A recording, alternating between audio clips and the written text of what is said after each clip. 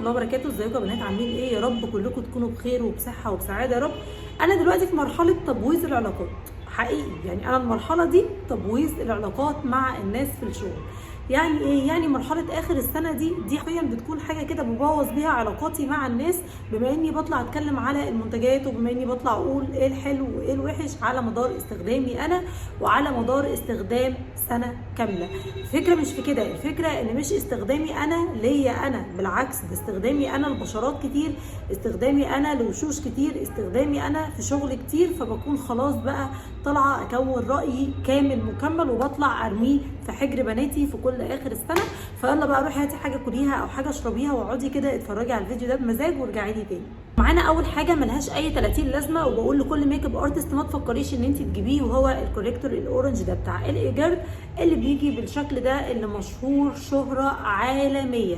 الكوريكتور ده المفروض ان احنا بنستخدمه عشان نكنسل بيه الهالات او نضيع الهالات او نضيع التصبغات او نحطه على كل مكان غامق في البشره. لما نيجي نعمل الميك اب قال ايه؟ يداري الهالات والتصبغات وكل حاجه.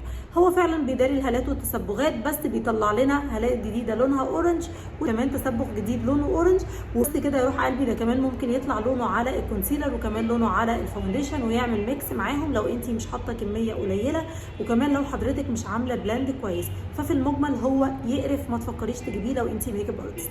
طيب وتاني حاجه من الحاجات اللي جربتها في 2024 وبرده كانت تقرف، كانت الست دي من عند شجلام، الست بتاعه الجليتر او الليكويد اي شادو، اللي هو ده بيقطع وما بيثبتش وبيكون شكله وحش جدا جدا جدا على العين. بعد ما بيتحط بشويه بيبتدي يقطع معاكي وما بيبقاش فيه اي لمعه خالص، وبعد شويه وقت ما بيعملش مع حضرتك اي حاجه غير ان هو يبتدي يلزق زي ما انت شايفه كده. وطبعا العميله بتاعتك او الكلاينت بتاعتك مع تفتح عينيها وتقفل عليها يبتدي يخطط على العين ويفصل ويكون شكله وحش جدا. كان من عند شجلام، هو بيجي ست على بعضه كده، في منه 3 درجات وفي منه الوان تانية، سعره تقريبا حوالي 400 جنيه، حرفيا يقرف. ومجرد ما حاولت امسحه بايدي من غير وايبس ولا تيشو ولا اي حاجه خلاص هو اتشال. من الحاجات الحلوه قوي اللي كنت بتسال فيها طول الفيديوز، ومن الحاجات اللي كانت حرفيا رخيصه جدا وكانت بتعمل فوليوم وفلتر، حرفيا فلتر للشفايف وبينفخ الشفايف بطريقه حلوه جدا وكمان بيوردها، وهو منتج صيني تقريبا كان ب 45 او ب 65 جنيه. صاحبتي جايبهولي اجربه بصراحه، وهو الليب فيلر ده من عند كارت خطير، تحفه تحفه تحفه. بينفخ الشفايف بطريقه حلوه جدا، بيعمل فيلر للشفايف، بيخلي الشفايف لونها بينك كمان اكنك حاطه ليب جلوس. حطيته كتير قوي معاكم قبل ما اعمل فيلر، وكل مره كنتوا بتسالوني عليه وتقولوا لي يا نهى هو منين، يا نهى هو بكام. خطير يا بنات، جربته في 2024 ولو لقيته تاني هجيبه تاني، لو سعره غلا يستاهل ان انا اجيبه. حرفيا حلو جدا جدا جدا، من احسن الحاجات. البنات اللي بتحب شفايفها شكلها معموله فيلر من غير ما تحقن ومن غير ما تعمل فيلر، هيكون ده بديل فظيع معاكي، حلو قوي قوي قوي. احلى الحاجات اللي جربتها في 2024 وهو الكونسيلر ده من عند كاركتر اللي هو اسمه بلاك اوت، تحفه. احلى كونسيلر طلع في 2024 اللي بقى على القمه او اللي بقى التوب، الكونسيلر بتاع كاركتر. سعر حلو جدا، كميه حلوه جدا، بيجمنتيشن خطير قوي جدا. تقريبا ده اللي انا حاطاه على كل بشرتي، مش حاطه فاونديشن خالص، مش حاطه حاجه غير الكونسيلر بتاع كاركتر اللي هو اسمه بلاك اوت. سعره متوسط، يعني مش رخيص قوي ومش غالي قوي بصراحه. الكونسيلر ده تقريبا سعره 650، بينزل في الاوفرز ب 500 جنيه، بس يتقارن بحاجات كتير في الهاي اند، درجاته كتير جدا. في منه درجات الكنسله وكمان في منه درجات التنوير وفي منه الدرجات العاديه. الدرجات بتاعه الكونسيلر بتاع كاركتر حرفيا كتير قوي، من احلى انواع الكونسيلرز اللي جربتها في 2024، وده لسه طالع في 2024، عشان كده جبته لكم في سلسله الفيديوهات اللي عجبتني وما عجبتنيش لاخر السنه. خطير، اي ميك اب ارتست تلاقيه عليه اوفر هاتيه، تلاقيه على ضمانتي لان هو جامد جدا. طيب تاني كونسيلر طلع في 2024 وكان من الحاجات القويه جدا اللي سمعت بسرعه جدا، هو الكونسيلر ده بتاع سوما، براشيا باي سوما. الكونسيلر ده من احلى انواع الكونسيلرز اللي ممكن تجربيها، الكفرج بتاعته حلوه جدا، سعره حلو جدا. تقريبا الكونسيلر ده انا لسه شايفاه عندها ب 300 جنيه اليومين دول، يعني السعر ده حاليا 300 جنيه. الكونسيلر حلو جدا، كميته برده لطيفه، معايا منه درجه 5 بس، هكرره السنه الجايه بدرجات تانية او درجات مختلفه. مميزات الكونسيلر البيجمنتيشن بتاعه حلو جدا، الكفرج بتاعته عاليه، دمجه سهل جدا، التغطيه بتاعته ممتازه، كفرج وتغطيه وما كلهم بنفس المعنى. بصوا من الاخر الكونسيلر حلو قوي من غير ما اهبط كتير. انا طالعه بقول لكم على الحاجات اللي حرفيا من احلى الحاجات اللي ممكن تجربيها، ومن احلى الحاجات اللي عجبتني جدا في 2024. ومن الحاجات اللي حرفيا خطيره ومظلومه جدا وبحس ان هي مش واخده حقها البراند بتاعت سيبال. البراند بتاعت سيبال من احلى الحاجات اللي نزلت في السوق المصري، براند مصريه اسعارها حلوه جدا متداوله، عندهم حاجات خطيره. يعني عندهم المسكره بتاعتهم اللي هي اسمها 3 دي، احلى نوع مسكره ممكن تجربيه في حياتك بغض النظر عن الفرشه بتاعتها. المسكره خطيره.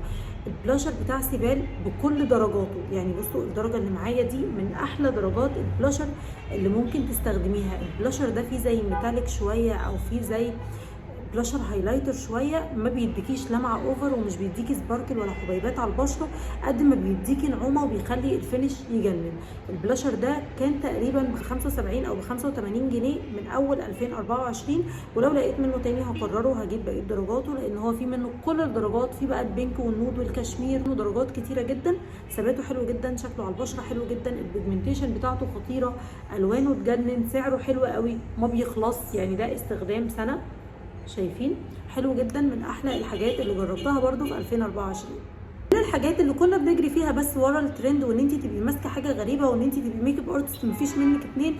المسكره الغريبه العجيبه دي من شي جلام، برضو المسكره دي يعني دي ولا اي حاجه، دي خازوق حياتنا.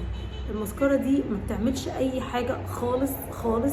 المسكره دي عشان اعمل بيها حاجه واحس ان هي فعلا عملت معايا حاجه، كنت باخد الابليكيتر بتاعتها الصغيره دي واحطها في اي مسكره تانية وابتدي احط بيها، لان بصراحه الابليكيتر ممكن تكون لطيفه شويه للرموش السفليه اللي تحت، بس غير كده استحاله تعمل حاجه في الرموش اللي فوق. بصراحه انا جبتها عشان الابليكيتر بتاعتها، انما البرودكت نفسه او المنتج جوه نفسه ما يستاهلش يدفع فيه ربع جنيه. وكانت المسكره دي برده من عند شي جلام، اوميجا شي جلام، عايزه اقول لك مش حلوه خالص. ولو لقيتيها، لو انت جايباها بس عشان الابليكيتر اللي ممكن يتقطم مننا واحنا بندخله، بصوا ده استخدام سنه. يعني شايفين المسكره؟ خلاص كده شكرا. من ابشع الحاجات اللي جربتها من شي جلام في 2024. بعد كده مع بعض على الحاجات اللي طلعت في 2024، وهو الكونسيلر ده من عند جوسي بيوتي، خطير. من احلى الكونسيلر لو انت بتعملي ديلي ميك اب، لو بتعملي او حتى هتشتغلي ميك اب سواريهات، او حتى هتشتغلي ميك اب للناس اللي ما بيحبوش الكفر الثقيله، او البنات اللي عندها خطوط كتيره تحت العين. الكونسيلر ده بيكون ممتاز وسعره حلو جدا، وفي نفس الوقت ما بيدخلش في الخطوط، ناعم جدا، دمجه سهل جدا تحت العين. التغطيه بتاعته مش عاليه قوي، لا بالعكس، التغطيه بتاعته خفيفه وفي نفس الوقت لطيفه جدا. يعني انا كمان بحبه في الديلي ميك اب ان انا استخدمه كل يوم. لو عندي مثلا كلاينت عندها مشاكل كتير تحت عينيها كخطوط وما عندهاش مشاكل في بشرتها محتاجه كفر عالي، بلجأ ليه على طول، لان هو بيكون من احلى الحاجات اللي ممكن اجربها. في بقى منتجات بحس ان هي السر الخفي ورا الميك اب ارتست، ما طلعتش اتكلمت عنها او ما شفتوهاش معايا قبل كده، بس انا ما بستغناش عنها حرفيا. حاجه مثلا شبه المسكره دي من عند روبي روز. المسكره دي من عند روبي روز خطيره. المسكره دي من عند روبي روز سعرها حلو جدا، درجاتها حلو جدا، الفرشه بتاعتها حلوه قوي. دي يا بنات مسكره حواجب، بصوا الفرشه بتاعتها عامله ازاي وصغيره ازاي. المسكره دي رقم 3، خطيره ومريحه جدا وسهله جدا جدا جدا جدا في الاستخدام، واقدر اعبي بيها حواجبي او حواجب العروسه مره واحده على طول. بمجرد ما بسرح بالواكس وبسيبه ينشف، ابتدي اعبي شعر الحاجب ده كله بالمسكره، ولا قلم ولا غيره. خطيره وسعرها حلو، طلعتها حلو جدا. كان اسمها كول بروجيل من عند روبي روز من عند شمس، حلوه جدا جدا جدا. الدرجه اللي انا جايباها منها رقم 3. ما صادفش الحظ ان انا اطلع اوريها لكم او اطلع اقول لكم عنها، بس ليها نصيب معايا في المنتجات اللي عجبتني في 2024. وبما اني لسه بتكلم معاكم في المنتجات الخفيه للميك اب ارتست، او المنتجات اللي ما بتظهرش على السوشيال كتير للميك اب ارتست، وهو البيز بتاع بلويس او الباينت بتاع بلويس. البيز بيكون معروف اكتر ان احنا بنحطه على جفن العين، ده باينت يا بنات. ايه هو الباينت؟ ده منتج شبه البيز. ايه هو البيز يا نهى؟ البيز ده ممكن يكون شبه الكونسيلر، ده اتقل بكتير من مرحله البيز. بصوا قوامه عامل شبه معجون السنان كده، قوامه تقيل جدا، التغطيه بتاعته عاليه جدا جدا جدا. ده لونه ابيض، في حاله مثلا ان حضرتك عايزه تعملي لوك ويكون واضح عارفين انتوا الكحل اللي جوه العين اللي بيكون منور جدا جدا جدا ولونه ابيض، عامله لون اي شادو فاتح وعايزاه يبان قوي، فبحط تحتيه البيز او الباينت الابيض. عايزه اقطع الكات كريس بتاعي ويكون لونها فاتح، فبقطع بالباينت الابيض. الباينت الابيض من اهم اسباب نجاح لكل ميك اب ارتست، او الباينت الابيض ده يكون من اهم اسباب الكات كريس عند ميك اب ارتست كتير. شايفين يا بنات لونه عامل ازاي؟ قوي جدا، من اقوى الحاجات اللي تقطعي بيها الكات كريس، من اقوى الاكحال البيضاء اللي ممكن تحطيها جوه العين. بس خدي بالك يا روح قلبي عشان ما تفكريش تجيبيه زي ما ليه ميزه، ليه عيب كبيره جدا. ايه هو العيب الكبير جدا يا نهى؟ ان هو لو اتحط على العين وما اتدمجش بسرعه ونشف استحاله يتحرك. اول عيب فيه. تاني عيب فيه ان حضرتك لو حطيتي منه كميه كبيره هيبتدي يكلكع معاكي. هو عايز اقل كميه وابتدي افردها. بصي هو كده خلاص نشف، وكل ما بينشف كل ما بيكون من الصعب جدا ان انت تحركيه، لان هو بيكلبش وبيقفش. عايزه اقول لك على قد ما هو حلو جدا جدا جدا وعلى قد ما هو ليه مميزات كتير، برده ليه عيوب لو انت ما عرفتيش تستخدميه صح هيبوظ معاكي الدنيا. من احلى الحاجات اللي جربتها في 2024 بصراحه، جربت حاجات كتير قوي، حاجات كتير عجبتني وحاجات كتير ما عجبتنيش. خايفه بس وقت الفيديو يطول، فهحاول زي ما اتفقنا مع بعض نعمل فيديوهات على اجزاء. من احلى الحاجات اللي جربتها في 2024 وكانت عجباني جدا جدا جدا وما زالت عجباني وما زلت هكمل بيهم، وهم اقلام البلاينر دول. بصوا انا جايبه ستوك، يعني كل دول ستوك للسنه الجديده، منهم جوه عندي في الادراج بتاعه الميك اب، دول ستوك للسنه الجديده. البلاينر بتوع معروف. طب ايه نهى سريعا كده مميزاتهم وايه نهى عيوبهم؟ اول ميزه فيهم ان هم ناعمين جدا جدا ويتقارنوا كمان بالبلاينر بتاعه ميك اب فوريفر. ميك اب فوريفر غاليه قوي، فده البديل الرخيص ليه هو البلاينر بتاع معروف.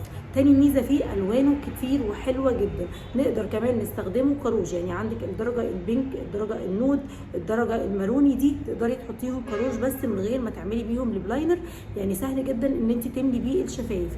حجمه حلو جدا لان القلم مش صغير، القلم كبير، على عكس اقلام تانية كتير براندات بنجيبها بيكون القلم صغير او على الاقل القلم الجزء ده بس. لا، الاقلام بتاعت معروف حجمها كبير، بلس كمان ان انت تقدري تستخدميه ككحل. يعني انت عندك الدرجه بتاعت M11 دي الدرجه البني الدارك، الدرجه دي تقدري تحطيها ككحل بني او تقدري كمان تعملي بيها ايلاينر بني.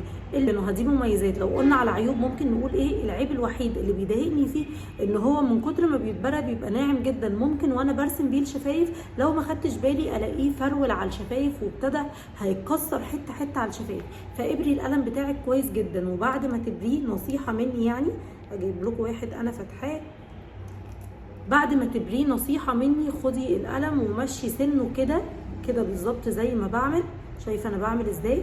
مشي سنه بالشكل ده على ايدك قبل ما تبتدي، عشان لما تيجي تشتغلي بيه وتيجي ترسمي بيه تلاقي الموضوع الطف، ما ابتداش يتقطم منك وكمان ما ابتداش يفرول منك وبيبقى خطير على الشفايف. الاقلام دي بتاعت معروف، كنت جايباها من عند لوجي، هسيب لكم برده اللينك بتاع لوجي تحت في الديسكربشن بوكس عشان في الفتره دي عليهم اوفر يجنن. طب يا نهى لو انا ميك اب ارتست ومعيش ان انا اجيب كل الاقلام دي تنصحيني اجيب ايه؟ هقول لك هاتي يا روح قلبي درجه تمشي معاكي على معظم اشكال والوان الروج اللي انت ممكن تحطيها. الدرجه دي بتاعت M21 درجه الكونتورنج، لو انت هتجيبيه ان انت تعملي بيه كونتور للشفايف، او الدرجه بتاعت M06. كانوا من احلى البلاينرز اللي انا طلعت بيهم في 2024.